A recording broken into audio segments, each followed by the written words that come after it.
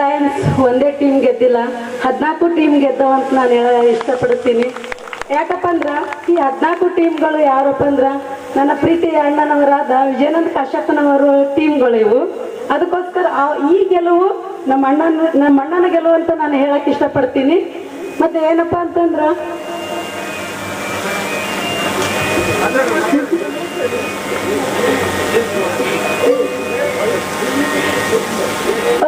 ಒಂದು ಹೆಣ್ಣಿನಿಂದ ಯಾವಾಗಲೂ ಗಂಡ ಇರ್ಬೇಕಂತೇಳಿ ನಮ್ಮ ಅಣ್ಣರು ಈ ಸದ್ದ ಹೇಳಿದ್ರು. ಅದು ನಾನೇನು ಇಷ್ಟಪಡ್ತೀನಿ ಅಂದ್ರೆ ನನ್ನಿಂದ ನನ್ನ ಗಂಡನ ಜೊತೆ ನಮ್ಮ ಅಣ್ಣನ ಇರ್ಬೇಕಂತೇಳಿ ನಾನು ಇಷ್ಟಪಡ್ತೀನಿ. ಇದು ಅಣ್ಣನ ಹೆಸರಿನಲ್ಲೇ ಇದೆ ವಿಜಯ ಅಂತೇಳಿ, ಅದಕ್ಕೋಸ್ಕರನೇ ಇದು ವಿಜಯೋತ್ಸವ ಅಂತೇಳಿ ನಾವು ಮಾಡ್ತೀವಿ ಅಂತಂದು ಹೇಳ್ತೀನಿ. ಇವತ್ತು ನಿಜವಾದ ಒಂದು ಅರ್ಥಪೂರ್ಣವಾದ ಕಾರ್ಯಕ್ರಮ ಇದು.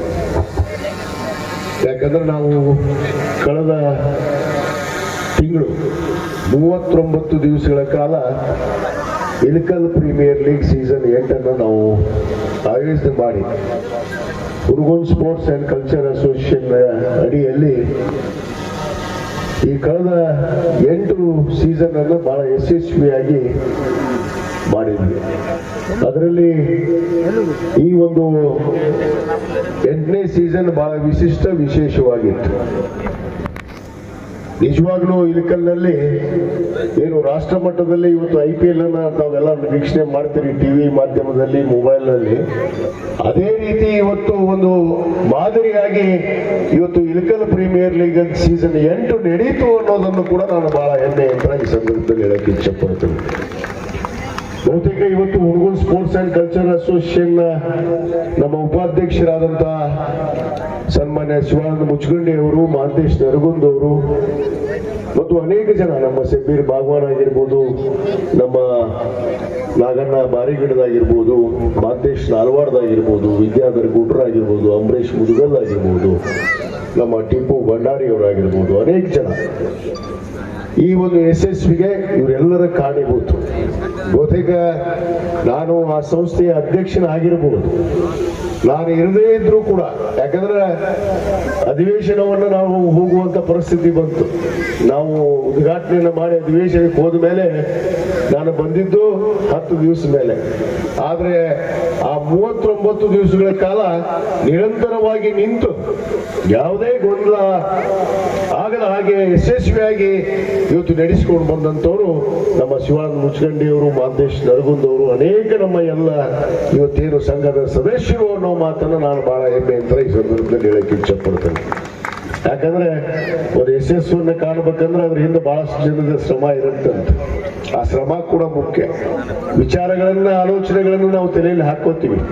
ಅದರ ಯಶಸ್ವಿಯನ್ನು ಕಾಣುವಂತ ಸಂದರ್ಭದಲ್ಲಿ ಅನೇಕ ಜನರ ಒಂದು ಸಹಾಯ ಸಹಕಾರ ಇವತ್ತು ಮರಿಬಾರ್ದು. ಆ ಮರ್ತಂತವರಿಗೆ ಕೃತಜ್ಞತೆ ಇಲ್ಲ ಅಂತ ಒಂದು ಭಾವನೆ ಬರುತ್ತೆ.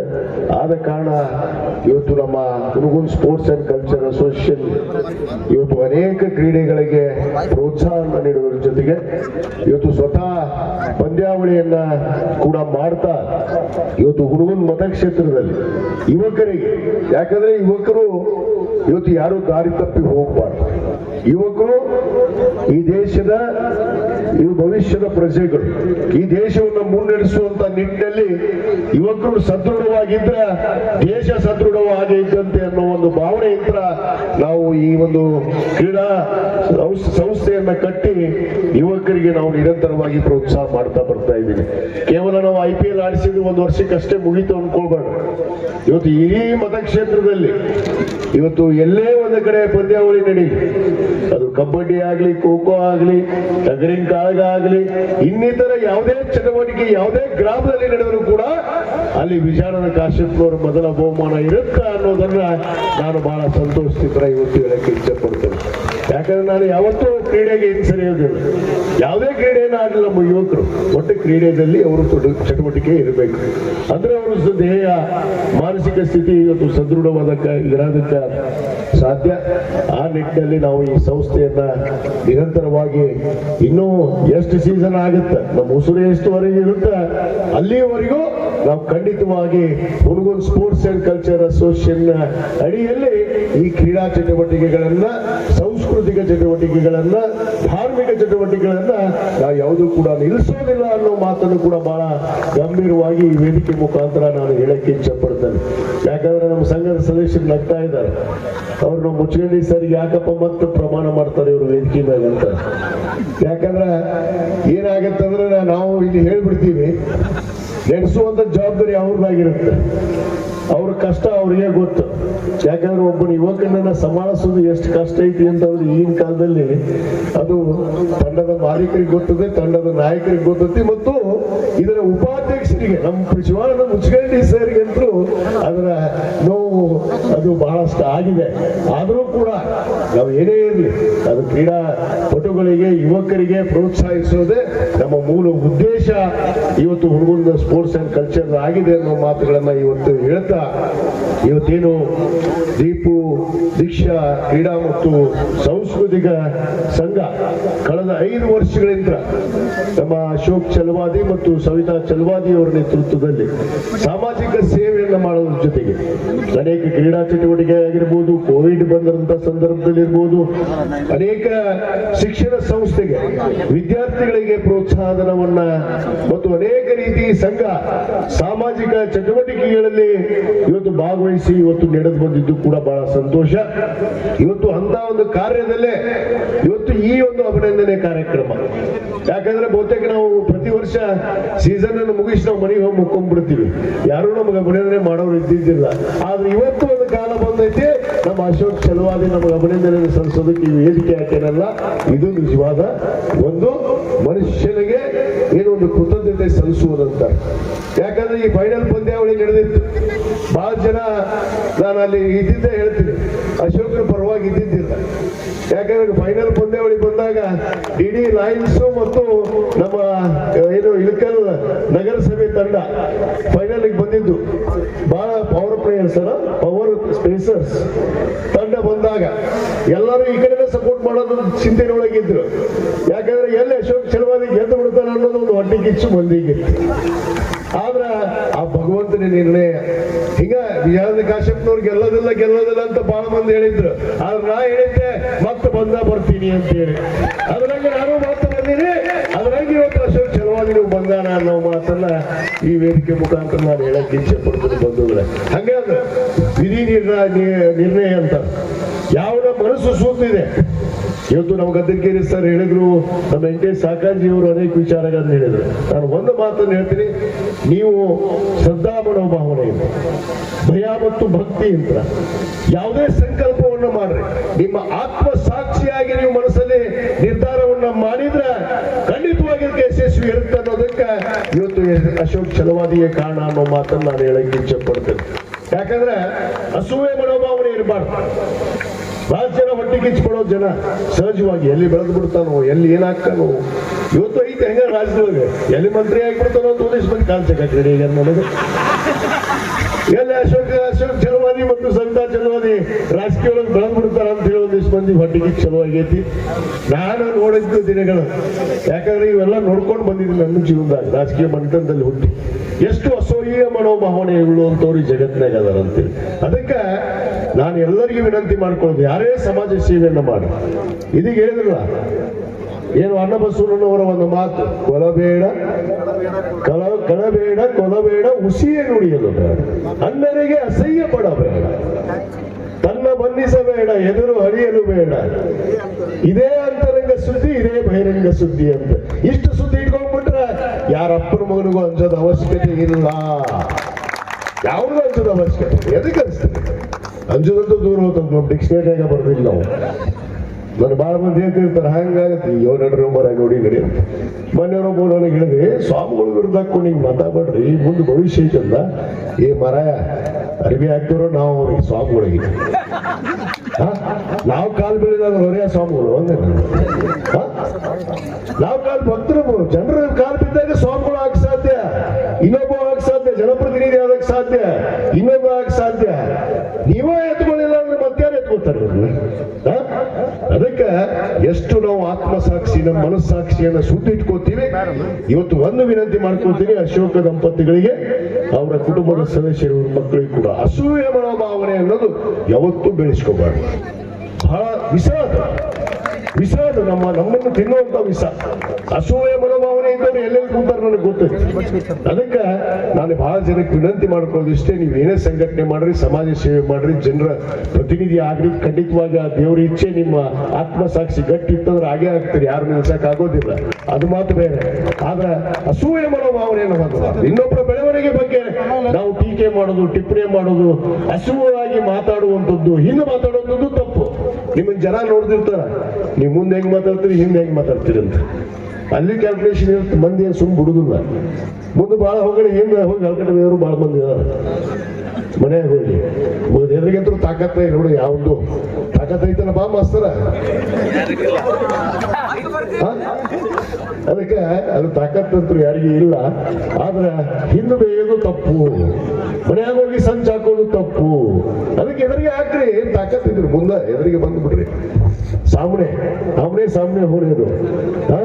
ಅದಕ್ಕೆ ಅಸೂಯೆ ಮನೋಭಾವನೆಯನ್ನು ದಯವಿಟ್ಟು ಕೈ ಬಿಡ್ರಿ. ಇವತ್ತೇನು ನಮ್ಮ ದೀಕ್ಷಾ ಕ್ರೀಡಾ ಮತ್ತು ಸಾಂಸ್ಕೃತಿಕ ಏನು ಸಂಘ ಇವತ್ತು 5 ವರ್ಷ ಕೆಲಸ ಮಾಡಿದೆ, 100 ವರ್ಷ ಈ ಒಂದು ಸಂಘ ಶಿಕ್ಷಣ ಸಂಸ್ಥೆಯನ್ನು ಕಟ್ಟಲಿ, ಇನ್ನೂ ಸಮಾಜ ಸೇವೆಯನ್ನ ಮಾಡಲಿ, ಸಮಾಜದ ಜೊತೆಗೆ ಜನರ ಜೊತೆಗೆ ಗುರುತಿಸಿಕೊಂಡು ಮುಂದೆ ನಡೆಯುವಂತ ಶಕ್ತಿ ಆ ಬುದ್ಧ ಬಸವ ಅಂಬೇಡ್ಕರ್ ನೀಡಲಿ ಅಂತೇಳಿ ಈ ಸಂದರ್ಭದಲ್ಲಿ ಅವರಿಗೆ ಪ್ರಾರ್ಥನೆಯನ್ನು ಮಾಡ್ತೀನಿ. ಈ ಸಂಸ್ಥೆ ಇನ್ನೂ ಹೆಮ್ಮರವಾಗಿ ಬೆಳೀಲಿ. ಇವತ್ತು ಈ ಒಂದು ವಿಶೇಷ ಕಾರ್ಯಕ್ರಮವನ್ನು ಆಯೋಜನೆ ಮಾಡಿ ನಮ್ಮ ತಂಡದ ಮಾಲೀಕರಿಗೆ, ತಂಡದ ನಾಯಕರಿಗೆ, ಅನೇಕ ಅವರ ತಂಡದ ಏನು ನಾಯಕರಾದಿಯಾಗಿ ಗೆಲುವಿಗೆ ಸ್ಮರಿಸಿದಂಥವ್ರಿಗೆ ಎಲ್ಲರಿಗೂ ಕೂಡ ಗೌರವವನ್ನು ಸಲ್ಲಿಸಿದ್ದಕ್ಕೆ ನಾನು ಮತ್ತು ಸಮುದಾಯ ವಿಶೇಷವಾಗಿ ಅದು ಕೂಡ ಮುಖ್ಯ. ಬೇಕು ನಮಗೆ ಸಮುದಾಯ ಅನ್ನೋದು ನಮಗೆ ಶಕ್ತಿ, ಆ ಶಕ್ತಿಯನ್ನು ಇಟ್ಕೊಂಡೇ ಹೋಗ್ಬೇಕು. ಅದಕ್ಕೆ ನಮ್ಮ ವಿಜಯ ಮಂತೇಶ್ ಗದ್ದೆನಕೆಯವರು ಬಹಳ ಚಂದ ಹೇಳಿದ್ರು, ಛಲವಾದಿ ಅಂತೇಳಿ. ಛಲ ಅಂದ್ರೆ ಏನು? ಛಲ ಇರುವಂತವರೇ ಛಲವಾದಿಗಳು ಅಂತೇಳಿ ಇವತ್ತು ಅದನ್ನು ನಾವು ಆ ಹೆಮ್ಮೆ ಅಂತ ಒಪ್ಕೋಬೇಕು. ಯಾವುದು ಛಲ ಇರುತ್ತೆ ಅವನು ಛಲವಾದಿ ಆಗೇ ಆಗ್ತಾರೆ. ಅದು ಒಂದೇ ಅರ್ಥ ಮಾಡ್ಕೊಂಡ್ಬಿಡ್ರಿ. ಅದಕ್ಕೆ ಛಲವಾದಿ ಅಂತ ಬಂದಿರೋದು, ಅದು ಇತಿಹಾಸ ಪುಟಗಳಲ್ಲಿ ಇರುವಂತದ್ದು, ಅದು ಸತ್ಯ ಕೂಡ ಅನ್ನೋ ಮಾತನ್ನ ಈ ಸಂದರ್ಭದಲ್ಲಿ ಹೇಳಿ ಎಲ್ಲರಿಗೂ ಕೂಡ ಇವತ್ತೇನು ಒಂದು ಸನ್ಮಾನವನ್ನು ಮಾಡಿ ಇವತ್ತು ಅದ್ಭುತವಾಗಿ ಎಲ್ಲರಿಗೂ ಗೌರವಿಸಿದ್ದಕ್ಕೆ ನನ್ನ ಹುಡುಗರು ಸ್ಪೋರ್ಟ್ಸ್ ಅಂಡ್ ಕಲ್ಚರ್ ವತಿಯಿಂದ ನಾನು ನನ್ನ ವೈಯಕ್ತಿಕವಾಗಿ ಅಶೋಕ್ ದಂಪತಿಗಳಿಗೆ, ಈ ಸಂಸ್ಥೆಯ ಎಲ್ಲ ಸದಸ್ಯರಿಗೆ ಅತ್ಯಂತ ಹೃದಯಪೂರ್ವಕವಾದ ಕೃತಜ್ಞತೆಗಳನ್ನ, ಧನ್ಯವಾದಗಳನ್ನು ಕೂಡ ನಾನು ಅರ್ಪಿಸಕ್ಕೆ ಬಯಸ್ತೇನೆ. ಇವತ್ತೇನು ನಮ್ಮ ಯೋಗ ಕುಟುಂಬ ಬಹುತೇಕ ನಮ್ಮ ಸಂಗಮೇಶ್ ಬಂಡ್ರಗಳನ್ನು ಮರೆಯಂಗಿಲ್ಲ. ಯಾಕಂದ್ರೆ ಒಬ್ಬ ಯೋಗ ಶಿಕ್ಷಕನಾಗಿ ಬಹುತೇಕ ಇದಕ್ಕಲ್ಲಲ್ಲಿ ಅನೇಕ ಕುಟುಂಬಗಳಿಗೆ ಇವತ್ತು ಯೋಗವನ್ನ ತರಬೇತಿಯನ್ನು ಹೇಳಿಕೊಟ್ಟು ಅನೇಕ ಜನರ ಇವತ್ತೇನು ಮಾನಸಿಕ ಮತ್ತು ದೈಹಿಕ ಮತ್ತು ಆರೋಗ್ಯ ಪರಿಸ್ಥಿತಿಯನ್ನ ನಿಯಂತ್ರಣದಲ್ಲಿ ಇಟ್ಕೊಳ್ಳೋದಕ್ಕೆ ಇವತ್ತು ಸಹಾಯಹಸ್ತವನ್ನು ಆಗಿ ಇವತ್ತು ಈ ಒಂದು ಸಂಸ್ಥೆಯನ್ನು ಕಟ್ಟಿದ್ದಾರೆ. ಬಹುತೇಕ ಈಗಾಗಲೇ ನಾವು ಇಲ್ಲಿ ಒಂದು ಹಾಸ್ಟೆಲ್ ಮಂಜೂರಾಗಿ ಕಟ್ಟಕ್ಕೆ ಬಂದಿದ್ವಿ. ಎಲ್ಲ ಸಂಘದ ಸದಸ್ಯರು ಇಲ್ಲಿ ಬೇಡ ಅಂತ ಹೇಳಿ ವಿನಂತಿ ಮಾಡ್ಕೊಂಡಿದ್ದಾರೆ. ಅದರ ಪರವಾಗಿ ನಾವು ಈಗಾಗಲೇ ಈ ಜಾಗೆಯನ್ನ ಯೋಗ ಕುಟುಂಬಕ್ಕಾಗೇ ಇಲ್ಲಿ ನಿರ್ಧಾರ ಮಾಡಿ ಬಿಟ್ಟಿದ್ದೀವಿ ಅನ್ನೋ ಮಾತನ್ನು ಕೂಡ ಹೇಳಕ್ಕೆ ಇಚ್ಛೆ ಪಡ್ತಾರೆ. ಆದಷ್ಟು ಬೇಗನೆ, ಯಾಕಂದ್ರೆ ಇದನ್ನು ಬಿಡಬಾರ್ದು, ನಾ ಹೇಳಿದ ಮಾತನ್ನು ಮರಿಬಾರ್ದು. ಬೇಗನೆ ಈ ಜಾಗವನ್ನು ನಿಮ್ಮ ಹೆಸರಲ್ಲೇ ದಾಖಲೆ ಮಾಡ್ಕೊಡ್ರಿ. 30 ವರ್ಷ ಅಥವಾ 30 ವರ್ಷ ಲೀಸ್ ಕೊಡೋದಕ್ಕೆ ನಮಗೆ ಸರ್ಕಾರದಿಂದ ಅವಕಾಶ ಐತಿ. ನೀವು ಅದನ್ನ ಬೆನ್ನತ್ತಿ ಆ ಫೈಲ್ ಅಂತ ತೊಗೊಂಬರ್ರಿ. ಆ 30 ವರ್ಷ ಅದನ್ನ ಲೀಸ್ ಮಾಡಿಕೊಡುವಂತ ಕರ್ತವ್ಯ ನಾನು ಮಾಡ್ತೀನಿ ಅನ್ನೋ ಮಾತನ್ನ ಈ ಸಂದರ್ಭದಲ್ಲಿ ಹೇಳಕ್ಕೆ ಇಚ್ಛೆ ಪಡ್ತೇನೆ. ಅದಕ್ಕೆ ಆರ್ಥಿಕ ಸಹಾಯ ಬೇಕಾದ್ರೂ ನಿಂತಿರ್ಬೇಕಂದ್ರೆ ನಾನು ಮಾಡ್ತೀನಿ ಅನ್ನೋ ಮಾತನ್ನು ಕೂಡ ನಾನು ಈ ಒಂದು ಯೋಗ ಕುಟುಂಬಕ್ಕೆ ನಾನು ಭರವಸೆಯನ್ನು ಕೊಡ್ತೀನಿ. ಈ ಒಂದು ಕಾರ್ಯಕ್ರಮವನ್ನ ಬಹಳ ಯಶಸ್ವಿಯಾಗಿ ತಾವೆಲ್ಲ ಸೇರ್ಕೊಂಡು ಮಾಡಿದ್ರಿ. ಎಲ್ಲರಿಗೂ ಕೂಡ ಮತ್ತೊಮ್ಮೆ ಧನ್ಯವಾದಗಳನ್ನ ಹೇಳ್ತಾ, ಇದೇ ರೀತಿ ನಿರಂತರವಾಗಿ ಸಮಾಜ ಸೇವೆಯಲ್ಲಿ ನಮ್ಮ ಸೋದರಿ ಸವಿತಾ ಛಲವಾದಿಯವರು, ಯಾಕಂದ್ರೆ ಆಯಮ್ಮ ಮಾತಾಡಕ್ ನಾ ಕೊಡ್ಬೇಕಂತ ಮಾಡಿದ್ವಿ, ಮಾತಾಡ್ಲಿ ಅಂದೆ. ಅಶೋಕ್ ನಾ ಮಾತಾಡೋದಿಲ್ರಿ ಅಂತ ಅವ, ಅದಕ್ಕೆ ಅಶೋಕ್ ಬಿಟ್ಬಿಟ್ಟಲ್ಲ ನಮ್ಮ ತಂಗಿಗೆ. ಶಾಲೆ ಅದಲ್ಲ, ಯಾಕಂದ್ರೆ ತಾನು ರೊಕ್ಕ ಮಾಡೋದು ನಿಮ್ಮ ತಂಗಿಗೆ ದುಡಿಯಕ್ಕೆ ಹಚ್ಚವ. ಶಾಲೆತನ ಭಾಳ ಐತೆ ಹೋಗೋ ಬುದ್ಧಿ. ಅದಕ್ಕೆ ನೋಡ್ರಿ, ಅದಕ್ಕೆ ಹೇಳ್ತಾರ ಎಲ್ಲಾರು ಗಂಡಿನ ಹಿಂದ ಒಬ್ಬ ಮಹಿಳೆ, ಪುರುಷನಿಂದ ಒಬ್ಬ ಮಹಿಳೆ ಇರ್ತಾಳ ಅಂತೇಳಿ. ಇಲ್ಲಿ ಹಂಗಿರೋದಿಲ್ಲ. ನನ್ನ ಮನೆಯಾಗೂ ಬೇರೆ ಐತಿ, ಇಲ್ಲಿ ಅಶೋಕ್ ಚಲವಾದಿ ಮನೆಯಾಗೂ ಬೇರೆ ಐತಿ. ಏನೈತೆ ಅಂದ್ರೆ ನಾವು ಹೆಣ್ಮಕ್ಳಿಂದ ನಾವು ಪುರುಷರು ನಿಂತು ಅವ್ರ ಮುಂದರಾಗಿ ನಾವು ನಿಂತೀವಿ. ಅಲ್ಲ ಹೌದು ಮಾಡಕತ್ತೀವಿ ಇಲ್ಲ ಹೌದು ಬರೀ ನೀವು ಅದೀರ ಅಂತ ತಿಳ್ಕೊಬೇಡ್ರಿ, ನಾವು ಅದೀವಿ.